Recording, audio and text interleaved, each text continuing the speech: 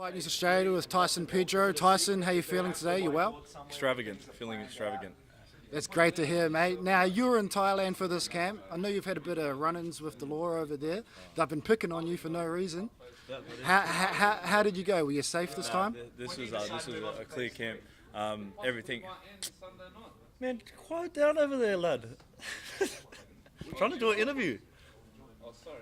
There's not enough cameras on Tyson.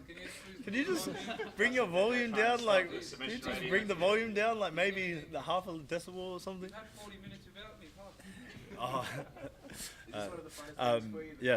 It was an awesome camp, especially being with that spastic and Mark. But it was just fun all around, and it was a good camp. We busted our asses and got it done. So no run-ins with the Thai police or anything? They left you alone? Just immigration. Just had to re-up because I was there for so long. Is that something you worry about going over there after having that incident? No, not at all. The only thing I worry about is getting food poisoning. Just you have to pick where you eat. And you were training there with a lot of the boys, a lot of photos seen. There's some big boys. Who are the guys you're training with, sparring with specifically, that are more at your weight? Yeah, I wasn't training sparring as much with those big dudes. You know, that's an easy way to get injured. I was sparring with a couple of guys that are fighting out of Ryzen, a couple of guys from Tiger that are very good guys. So it was a good camp, hard sparring. Now, the last year's been pretty awesome for yourself. What do you think's been a highlight? You've been on, Averis podcasts, gone to Russia, fought all over the world. What's the biggest highlight for you? One of them, even though it was a loss, was being in Mark's corner. This is someone I grew up watching, and it's hard to see like someone who you see or put on that pedestal, and then they ask you to be in your corner. Like that was a big one. And I think coming up, I just want time with the wife. I've been away for a long time now. We did Thailand with Mark's camp, and then Thailand for my camp. I'm ready to go home and see the family. And with Mark being his last fight, how special is it for you to be on the card where he's fighting in the UFC for the last time?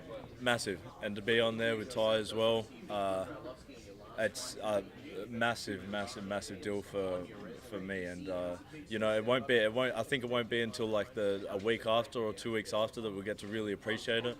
But sad to see him go out. But I think he's going to bring something special because I saw in camp that he's on. So. You expecting a walk-off KO? That'd be the dream, wouldn't it? Yeah, he was practicing a lot of triangles, so if he pulls that off. What about Omar Pilates? Is he very good with that? I'm very slick with the Berimbolo. Okay. Yeah. Has he been training in the gi a lot? Yeah, a lot of gi. Actually, the most I've actually seen him in the gi. Very, very good gi stuff. He's got a lot of collar chokes. Ezekiel? Yeah. Now, obviously, you're fighting Shogun. Yeah. He's a massive name. Is that a guy that you watched growing up? Another one, yep. Right in those Pride days. Enjoyed and loved him fighting. So, he's a legend. Respect him. Very humble person. I respect him before and after the fight, but during, that's just the fight. Where do you think your strengths are that you'll be able to capitalise on against Shogun? My big toes. Thumbs. I've got very strong thumbs. I've learned a lot in this camp. Patience. Last fight that was my downfall. I rushed the fight, and that's what this one is. It's going to be a lot more relaxed and a lot more patient. What did you learn specifically from the OSP fight? You were doing very well at the start and kind of just got caught. What did you take out of that fight? Exactly that, patience. I got caught in a very weak spot where he was very strong. So that's how it works.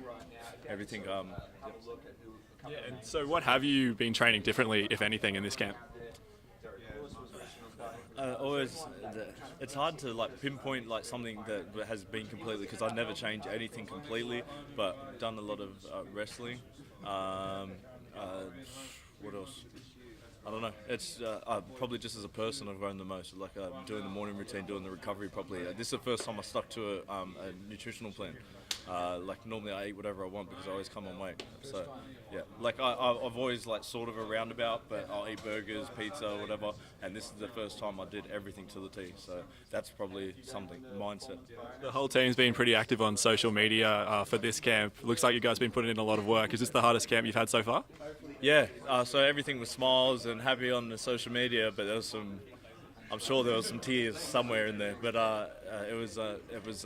we busted ass and everyone. But that was also what was so good, having everyone there, because there was no excuses. Everyone felt shit. Everyone was sore. Everyone had to get up.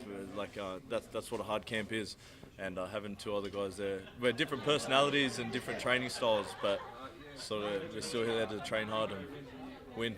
And if you get through Shogun, what's next for Tyson Pedro? Well, when I get through Shogun, I gotta go to Bali, go holidays.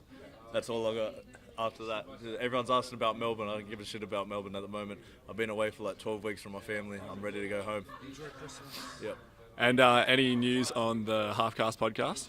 Yeah, we recorded one while we're overseas. Hopefully it'll be finished for you guys before we fight. So we did a bit differently and had the whole of the team go up there, and we sort of did like a little roast session and introduce themselves. So it's pretty funny, but bad because it just looks like we're bullying each other. What about the invitation to the Joe Rogan podcast? Hopefully it's still there. We'll go. I've still got a bit on my plate that I want to do before I get on there. Got to climb Mount Everest and shit before I get on Joe Rogan. And just finally, do you want to talk a little bit about the Australian-New Zealand fight scene? Seems to be blowing up a bit. You guys are on the card. We've got Ty headlining. What do you see for the future of Australian-New Zealand MMA? It's only getting bigger, and with Israel and Anderson Silva fighting, when Israel fights Rob, the belt stays in Australia and New Zealand.